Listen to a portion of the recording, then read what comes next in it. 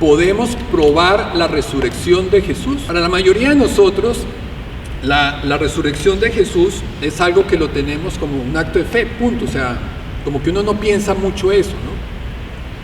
Y yo me preguntaba eso, bueno, pero debe haber algo más que simplemente, pues sí, Él resucitó y ya, y yo quedarme tranquilo con eso. Entre nosotros no hay problema, pero lo que les digo, yo salía a la calle, yo tenía conversaciones con gente de otras religiones, con gente de otros pensamientos, y el tema de la resurrección yo me quedaba como que, pues es que eso dice en la Biblia, y pues yo creo eso, pero nada más. Entonces les voy a tratar de dar a ustedes algunos argumentos que nos permiten tener la certeza de la resurrección de Jesús. Antes de tocar este tema, les voy a hablar cómo era la costumbre de enterrar a los muertos en la época de Jesús, que era la costumbre que había alrededor, porque es parte del desarrollo del tema. Los muertos en aquella época se untaban en aceites, ustedes lo vieron y lo tenemos muy bien descrito en la muerte de Jesús. Lo untaban en aceites, lo amortajaban y lo metían en una fosa, no bajo tierra, sino afuera. El propósito de esos aceites y todo era prevenir la difusión del mal olor con la descomposición de la carne. De tal manera que cuando se descomponía la carne y quedaban solo los huesos, esos huesos se sacaban de esa fosa, se metían en un osario, y ese osario sí era ya permanentemente enterrado, no tampoco bajo tierra, como en paredes, como en apilados uno sobre otro, y eso sí ya nunca más se tocaba, esos osarios. Y tenían ellos el pensamiento judío que el alma del muerto permanecía cerca del cuerpo los primeros 3 días. Por eso, cuando la muerte de Lázaro, Marta le dice a Jesús, él ya lleva 4 días de muerto.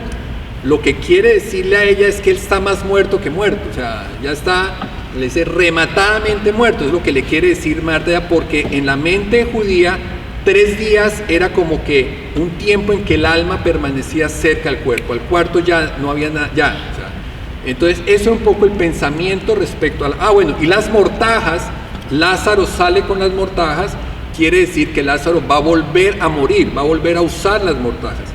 Las mortajas de Jesús no salen de la fosa, quedan dentro de la fosa. Quiere decir que Jesús no va a volver a morir, no va a volver a necesitar mortajas futuras, digamos, no las va a volver a necesitar. Entonces, ese es un poco el tema respecto a la muerte en la época de Jesús. La resurrección de Jesús va muy de la mano con la tumba vacía, porque los evangelistas nos cuentan que ellos vieron a Jesús, pero que hayan visto a Jesús sin el cuerpo, o sea, si ven a Jesús, pero el cuerpo sigue en la tumba, estamos ante la presencia de un fantasma, ¿cierto? Y les quiero decir, los fantasmas sí existen. En varias partes de la Biblia, recuerden cuando Jesús está caminando sobre el agua y los discípulos están en la barca, los discípulos dicen que pensaron que era un fantasma, ¿cierto? Y Jesús, fíjense que los evangelistas nos quieren dejar claro que no era un fantasma, y cómo nos lo hacen dejar, cómo nos lo clarifican, diciendo siempre en 2 o 3 episodios de las apariciones de Jesús que Él pidió pescado, Él pidió de comer. Es decir, quieren dejar claro que estaban ante la presencia no de un espíritu, no de un fantasma, porque los fantasmas no comen, y menos pescado, sino ante la presencia de un ser humano, de Jesús. Que la tumba esté vacía, tenemos 3 posibilidades únicamente. O que se lo robaron el cuerpo los amigos de Jesús, o que se robaron el cuerpo los enemigos de Jesús, o que efectivamente Jesús resucitó. Que se lo hayan robado el cuerpo los enemigos de Jesús no tiene mucho sentido, porque precisamente la ausencia del cuerpo era una evidencia de que lo que estaban diciendo los discípulos era cierto. Porque si los discípulos están proclamando allá en la plaza que Jesús resucitó y todo, y ellos, los enemigos, los que no querían que ese movimiento se formara y continuara, estaban en la plaza, ellos tuvieran el cadáver, ¿qué hubieran hecho? Traen el cadáver, lo tiran ahí y le dicen mentirosos, mire que cuál resucitado, si mire lo que ahí lo tiene, ¿cierto? Los enemigos. Nunca tiraron cadáver porque los enemigos no tenían cadáver que tirar ni cadáver que demostrar. Entonces, no tiene sentido que los enemigos se hubieran robado el cuerpo de Jesús. Que los amigos de Jesús se hubieran robado el cuerpo, como nos lo dice Mateo, el Evangelio de Mateo nos dice que eso fue el cuento que le dijeron a los soldados que dijeran que se lo robaron y que lo escondieron, tampoco tiene sentido. Recordemos que el día viernes ellos, los discípulos, estaban totalmente asustados, encerrados, paniqueados, como decimos en Colombia, muertos del susto de que los fueran a coger a ellos por ahí. Estaban encerrados cuando Jesús se les hace la primera aparición 3 días después. Estaban encerrados todavía. ¿Se acuerdan? Estaban todos ahí encerrados. ¿De dónde hubieran ellos sacado ahora la valentía? El viernes cobardes, pero de pronto el sábado ya muertos de valentía, de coraje, de ir a abrir la puerta, quitar la piedra y robarse el cadáver de Jesús. Si lo hubieran hecho, ¿dónde hubieran puesto ese cadáver? Nosotros hoy en día sabemos dónde está enterrado Mahoma, dónde está enterrado Buda, y son centros de peregrinación absolutamente gigantes. Enterrar a Jesús, esconder a Jesús no hubiera sido una tarea fácil, no hubiera podido ser, se hubiera conocido dónde estaría y sería un centro de peregrinación absolutamente gigante. La misma Virgen María, ¿dónde estaría el cuerpo de la Virgen para ir nosotros a venerarla? Porque fuera de que la gente creyera o no, fue la mamá de un personaje sumamente importante, sumamente importante. Mahoma nunca proclamó ser hijo de Dios, profeta, pero no hijo de Dios. Buda nunca proclamó ser nadie hijo de ningún humano, y sin embargo la gente va y toca y venera su cuerpo y todo donde está enterrado y todo. Entonces, que la Virgen María, que no exista ni cadáver ni centro de peregrinación, es una clara evidencia que los apóstoles no tenían un cadáver de dónde esconder ni de dónde poner. Así que nos queda la tercera posibilidad, que es precisamente la resurrección. El segundo argumento que nos puede dar tranquilidad de que Jesús resucitó de acuerdo a como nos narran las Escrituras es la noticia, quién es la primera persona encargada de dar la noticia de la resurrección. Es María Magdalena. En la época de Jesús y todavía en el judaísmo ortodoxo, la mujer no puede ser utilizada como testigo. Si una mujer presencia un homicidio y es la única que vio, no puede ser llamada a un juicio ni nada, porque la mujer no es aceptada como testigo. ¿Por qué? Porque la mujer, en la tradición judía antigua, la mujer era mentirosa por naturaleza, con el respeto de las mujeres aquí presentes. ¿De dónde salía esa historia? ¿De dónde sale esa historia? Cuando Abraham, ¿se acuerdan que Abraham no tenía hijos? ¿Se acuerdan? Dios le dijo, tú serás el padre de una gran nación. Y el hombre decía, padre, pero no tengo ni siquiera el primer hijo. Bueno, luego viene que nace su hijo con Agar, con la esclava, y nace Ismael. Pero él seguía pensando que él quería su hijo, no sé qué. Y bueno, y el caso es que se le aparece Dios con 2 ángeles. ¿Se acuerdan? Él estaba en una tienda de campaña, se le aparece Dios con 2 ángeles y le dice, Abraham. Entonces cuando llega, Abraham le dice a su esposa Sara, no se llamaba Sarai todavía, sino Sara, le dice que vaya y le prepare comida a sus visitantes. ¿Se acuerdan? Entonces Sara está allá detrás de la carpa preparándole la comida a Dios. Y Dios le dice, Abraham, yo voy a volver de aquí a 1 año, y en 1 año que yo vuelva, tú ya tendrás tu hijo. Entonces cuando sale Sara de la tienda de campaña, sale riéndose, y Dios le pregunta si escuchó lo que él estaba hablando con Abraham. ¿Y qué contesta Sara? Que no. Entonces le mintió a Dios.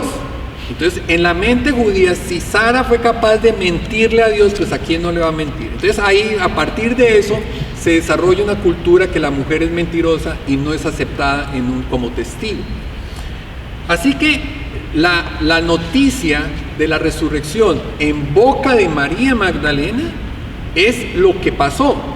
No les convenía a los discípulos, no le convenía a los evangelistas contar que fue María Magdalena la primera que dio el testimonio de la resurrección de Jesús.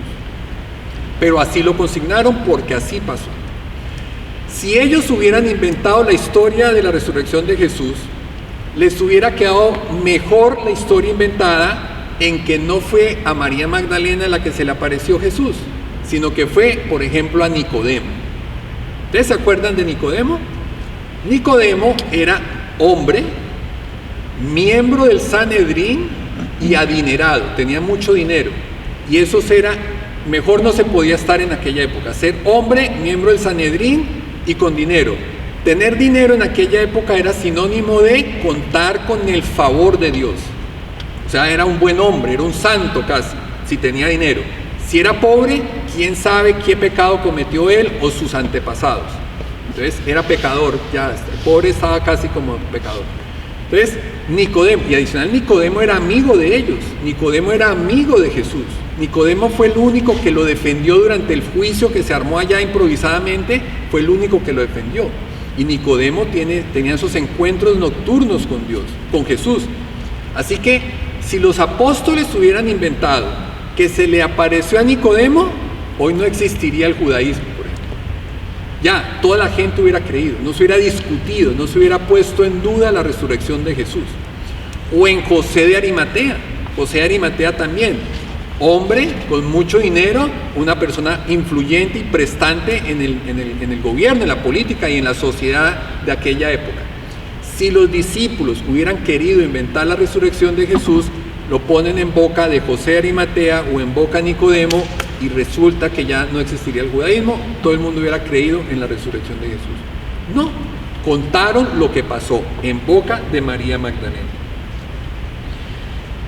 Otro punto. Los discípulos de Jesús acompañaron a Jesús y presenciaron con él 3 resurrecciones. La resurrección de Lázaro, la resurrección de la hija de Jairo y la resurrección del hijo de la viuda de Naín. ¿Se acuerdan? Ellos vieron con sus ojos esas 3 resurrecciones. ¿Y qué fue lo que los discípulos vieron? Los discípulos vieron que estaba Lázaro, ellos conocían a Lázaro porque Lázaro era medio familiar de Jesús. Lázaro había compartido con Jesús, por lo tanto tuvo que haber compartido con los discípulos. O sea, ellos compartieron antes de que Lázaro muriera. O sea, ellos conocían muy bien a Lázaro. Qué pelo tenía, cómo era la nariz, dónde tenía un lunar, dónde tenía una cicatriz, todo. Conocían a Lázaro tal cual. Lázaro está aquí, vivo. Lázaro muere y Lázaro lo resucita, Jesús. ¿Y cuál es el Lázaro resucitado? Es el mismo que estaba como cuando estaba vivo. Con la misma cicatriz, con la misma arruga, con la misma peca, con el mismo pelo. El mismo Lázaro. Vivo, murió y volvió a la vida. La hija de Jairo lo mismo.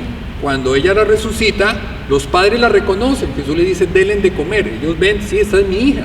La estaban viendo ahí, esta es mi hija. ¿Cierto? O sea, ellos ven con sus ojos, muerto, vivo, murió y volvió a la vida, la misma persona. Sin embargo, observen que con la resurrección de Jesús no pasa lo mismo. Los discípulos no reconocen a Jesús. Cuando Jesús resucita, los discípulos no lo reconocen. ¿De dónde se van a inventar ellos que yo no reconozco a Jesús si ellos habían visto con sus ojos que cuando un muerto resucita sigue siendo la misma persona? Así que si ellos quisieran inventar, hubieran inventado la historia de la resurrección de Jesús, pues no se inventan de que no lo reconozco. ¿De dónde les va a salir semejante imaginación de decir no lo reconocemos? Si ellos habían visto que cuando se resucita sigue siendo la misma persona. Sin embargo, ellos cuentan que no lo reconocemos. No entendían por qué. Se tomó mucho tiempo a que se entendiera el por qué. Todo ese tema del cuerpo glorificado que nos habla San Pablo en Corintios. Pero ellos no lo reconocían de esa manera. Y así lo consignaron. Eso fue lo que escribieron en los evangelios. No lo reconocíamos. En los discípulos de Maús no lo reconocían. Cuando ellos estaban pescando y Jesús estaba en la playa no lo reconocían. La misma María Magdalena no lo reconoció. Lo confundió, nos dice que la Biblia que lo confundió con el jardinero. ¿Se acuerdan? No lo reconocían. Así que así como tal cual pasó, así quedó consignado en las Escrituras. Y por último, algo que nos permite tener la certeza que Jesús resucitó fue de los 12 apóstoles. Sabemos pues que Judas se ahorcó, ¿cierto? Juan muere de viejo en Éfesos y los otros 10 discípulos mueren mártires. San Pablo nos decía, si Cristo no resucitó, vana es nuestra fe. Todo el fundamento cristiano está en la resurrección de Jesús. Si Cristo no resucitó, vana es nuestra fe. Así que los discípulos que dieron sus vidas fue por defender una única verdad, y fue la resurrección de Jesús. Yo puedo decir mentiras, y digo mentiras, y mantengo la mentira, pero al momento en que me toque dar la vida por mantener una mentira, me echo para atrás. De pronto uno hubiera estado loco y se mantiene en la mentira, pero 10 no se mantienen en la mentira. Los discípulos dieron sus vidas defendiendo lo único que tenían que defender, y era la resurrección de Jesús. Entonces miremos que la resurrección de Jesús tiene una lógica detrás y no solamente un acto de fe de que sí, resucitó.